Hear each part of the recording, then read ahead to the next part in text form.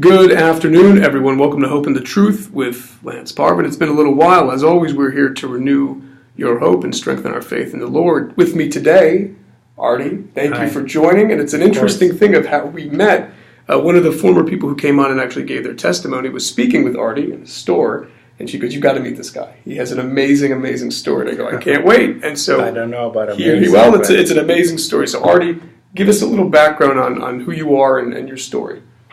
Well, my name is Ardi, and I was raised in Germany, not by will. I was sold as a child to a pedophile, and I lived there for 8 years under fear and abuse of my so-called guardian.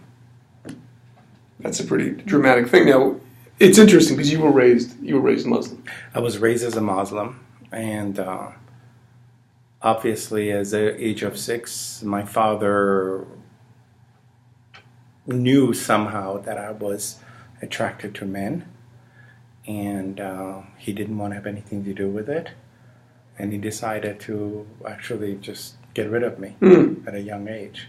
I know for some people they go, "How is that?" Because we hear about some stories and people go, "Well, that's just Hollywood." I go, "It's not Hollywood. This actually happens." It's actually a reality. Yeah. That was in 1967. I was born in 1961. And in 1967, I was shipped off to Germany and to his cousin, and that's where it all started. How long were you there for? I was there for almost 8 years. And then finally, you just got to an age and... Well, I became to an age that I was not attracted to a pedophile, I guess, anymore. No. And I ended up on the street. Mm. So it's very sad, and that's the facts and realities. No, I mean, it's right to the point. Now, in the room, I remember you had mentioned this before, you saw there was a crucifix. Oh, that is so funny that you say that. I mean, I arrived at night time in Germany in a city called Erlangen, and they put me in an attic, and in the attic there was a little window, and the moon was shining. I was laying in bed, and I saw a crucifix. Now, a gigantic crucifix, and as a Muslim, when in the 60s, you don't see crucifix in any of those Muslim countries.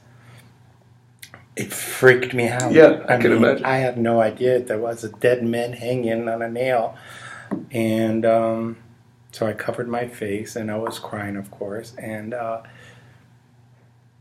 learned about Jesus then. So that's how I knew about Jesus. And Jesus and I became roommates for 2 years while I was living in the attic. So, it's funny. People always think there's like a way of like, well, this person was raised this way, or this person didn't go to church, and then you hear stories where a person's like, well, how did Jesus find you? It's like, well, you just explained it. It's very different. Jesus found me by going into the attic. But yeah, so, not that I'm a Christian in any form or shape, but this is what happened. Yeah. Now, it's interesting because child trafficking has become more, I don't want to say more prevalent. I think it's always been prevalent. I think it's more being brought into the spotlight now. That's right. It's more outspoken. People talk about it now.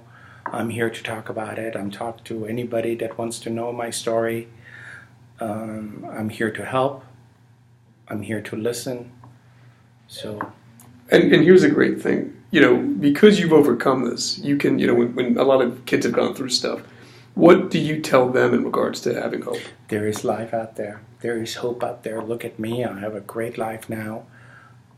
Being abused and beaten up and put down and bullied and everything that you can imagine a child should have never gone through has happened to me, but I conquered it. I conquered through love and spirituality, and here I am. Yeah. And you said the right thing. It's love. I mean, that's the key thing. It's all about love. You got to love yourself, and you got to understand that there's hope out there. Yeah. I had hard times, and I'm always sad when I talk about it. It makes me cry, but it's the reality, and I know for sure I'm not the only one. No, absolutely not. And I think I applaud you for sharing this, because some people, they go through stuff and they're like, who wants to hear this? And I go, I think it's very important, because when you can talk to another person that's holding on to it, they won't let it go, and it's like, look, it's not your fault. Correct. You can be free of this. Correct. And a lot of times we're saying, no, it's okay, it's just mine. I mean, because we're different, fine.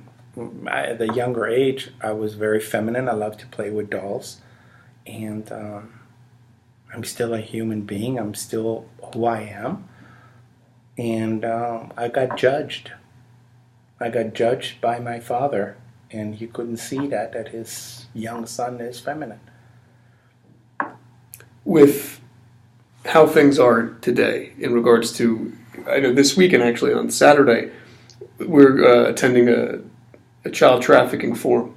Actually, it's being put on by Vegas Youth Ambassadors. It's going to be in Henderson. So I think things like this for the community, I think it's something where shining a light on it so people pay attention. Because my whole thing is raising awareness. I think a lot of people hear this stuff and they kind of shy away. And I want everybody to go out there. And if you are bullied, if you are sexually abused at home by anyone, I mean, in the 60s, there was no reaching out. Who would I call? I didn't have a cell phone. We didn't have a phone.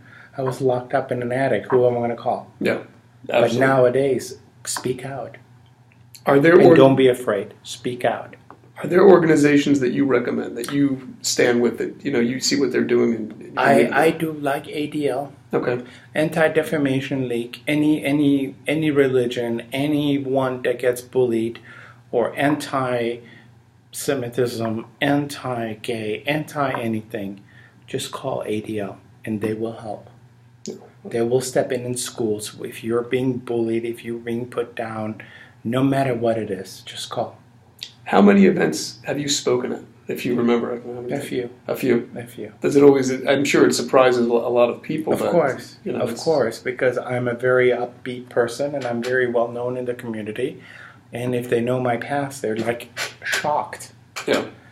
But everybody has a story. Oh, absolutely. Everybody has something to say. Everybody had some trauma in their life.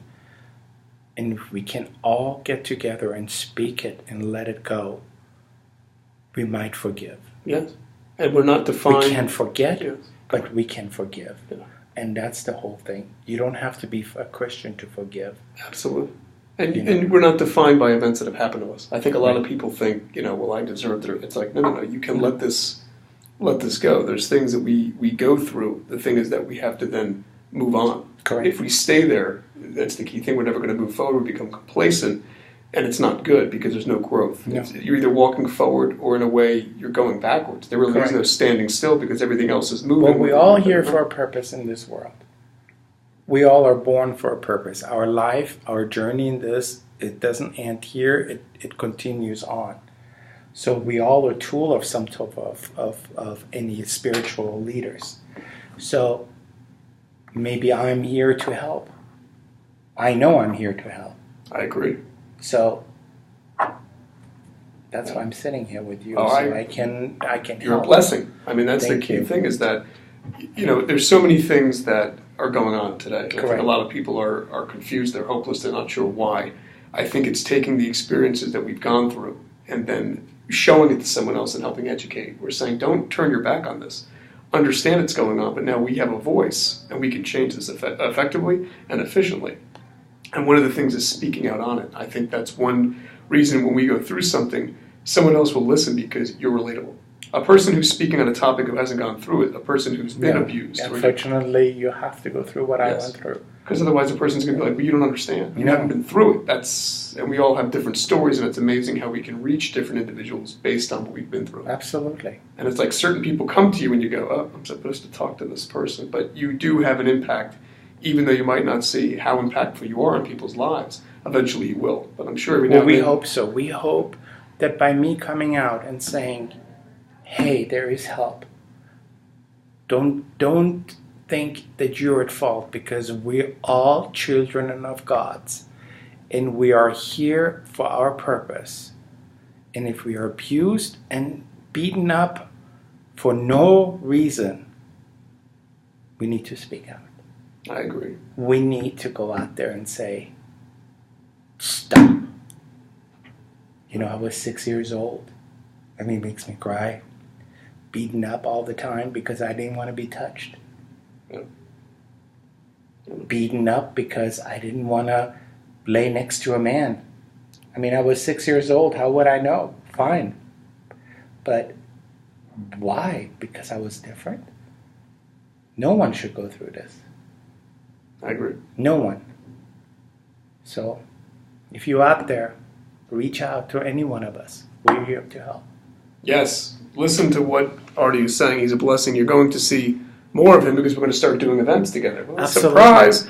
But this is the kind of thing I think when people that have been through trauma go out, we can necessitate a change. And that's the key thing. It's not just something for accolades or for attention. No. It's actually for making a change in the community. Right. We have to. I mean, look at the homeless. We can judge the homeless. We don't know what causes them to be homeless. We don't know what their past is. Yeah. And we're in no position to judge. Yeah. I was on the street. I was 13, 12. Who was I to judge? They didn't know what happened to me. And that's the key thing. To effectively judge, we need to know the whole story. Right. And we don't know anyone's whole story. Don't judge them. Help them. Yes. Just help them. Truth. It's no clearer than that. When you give someone truth, it's just truth. Not versions of it, there's just truth. Thank you, Ardi, so much for coming by today. You are a blessing. We look forward to more stuff and actually getting the word out and helping the community change and be aware of what's going on. So as always, be good to each other. Right? Give your life to Christ. We'll see you next time on Hope and the Truth. God bless.